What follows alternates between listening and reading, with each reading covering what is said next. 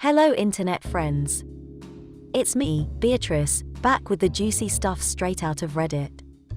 Today's story is from r/Nuclear Revenge and it's part 4 of a massive saga. The links to other parts of this story are in the video description. Sit back and enjoy. If you enjoy the story, don't forget to tap the like button and subscribe. Now on to the story.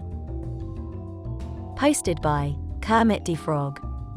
Titled, Final Update, Aftermath of Soon-to-be Ex-Wife's Suicide Attempt. I'm writing this here as a form of therapy. A way to get my thoughts out in a pragmatic way.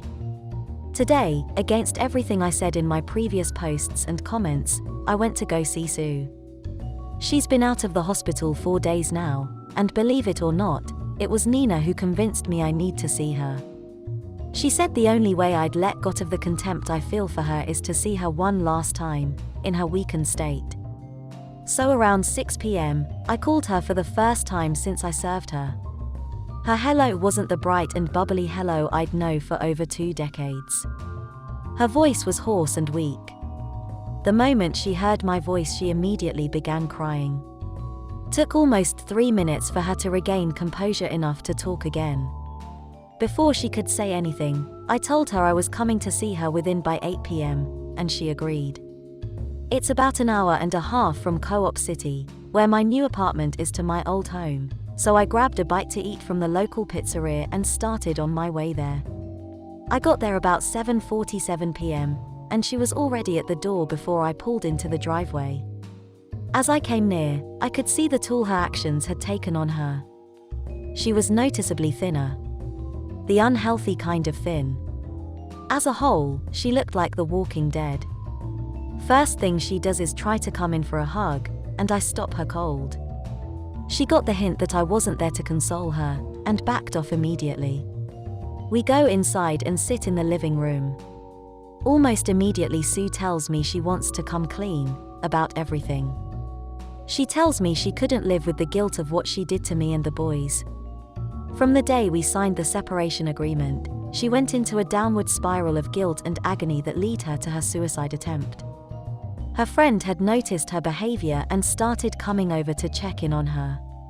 She said the doctors told her had she not been found just an hour more, she would have succeeded. She admitted to failing me as a wife. That her falling for POS was wrong, as was her choice not to pull back when she knew she was getting too deep. She also apologized for sharing the many intimate details of our marriage and speaking ill of me to him. That she never imagined herself being the kind of person who was capable of doing that, but she was.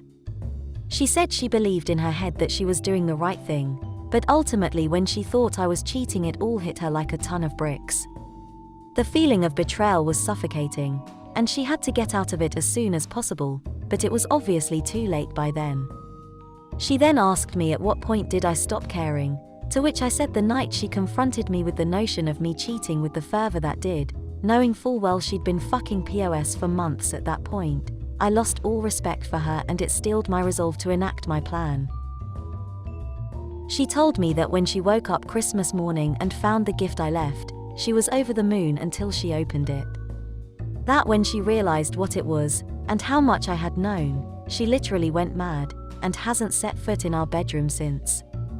She was frantically trying to find if anyone knew where I was, but when she went on FB to ask, she started getting thrashed by friends and family about what she had done, but had no idea how everyone knew so fast. That's when I told her about the other binders. The look of shock on her face was priceless. It all dawned on her that I did this to her. Everything she's gone through, her friends turning on her family shaming her, and yes, even her losing her job was my doing. She just fell silent and shut down after that. I took the time to go use the bathroom then, and it was in shambles. The mirror was broken, her skincare products were all over the place, and the tub looked like it hadn't been cleaned since they took her to the hospital. When I came back out to the living room, she has her face in her hands weeping, and I can honestly say I felt nothing. No more anger, no more rage, and absolutely not a shred of pity. They say the opposite of love is indifference. Looking at her, that's all I felt. She looks up at me and says, "I fucked everything up. I ruined us, and I have no idea what to do. I can't do this by myself." I tell her she's got her family, her friend who found her, and our sons. But she doesn't have me. She never will, ever again. I tell her I came to give her closure from the ordeal she just subjected herself to, but the moment I walk out that door, I'm never looking back. So the topic of POS comes up not long after. She tells me he reached out to her 2 days ago. They talked for a couple of hours and it ended with her telling him he needs to move on with his life. Find a younger woman and forget she exists. The remainder of the convo was Sue apologizing for betraying me and asking again, was this really the end? I look her dead in the eyes with no hesitation and say yes, it's been over long before I served the divorce notice on Christmas. I felt that was my cue to depart. No words were said, because what more could be said? I left her sitting on the couch, closed the door behind me, got in my car and drove home. It's 2:56 a.m. as I'm typing this. I needed to get this out while it's fresh in my head. This is it. The saga of Sue is done. 17 and I are both scheduled for counseling in the coming weeks. Nina and I are still going strong, and sticking to the plan of keeping things under wraps until my divorce is final. I'm staying active and motivated and looking forward to a future with a woman I know will cherish and honor me, because she's done so from the shadows for decades. It's time for me to focus on the life ahead of me, so this will probably be the last time I post for a while. Maybe I'll come back with an update when the divorce is official. To everyone who has sent me words of encouragement and well wishes, thank you. To all of those who praised me for my plan of revenge, I can honestly say I wish it never came to it, but if I had to go back and do it again I wouldn't change a single thing I did, aside from maybe doing more to POS than just getting him fired. And to the one guy who harassed me saying I deserved it because I forced my wife, you're fucking delusional and get fucked you tag nut. Hopping my green ass on outta here. And that's all for today. In the next video, I will be reading another update to this saga.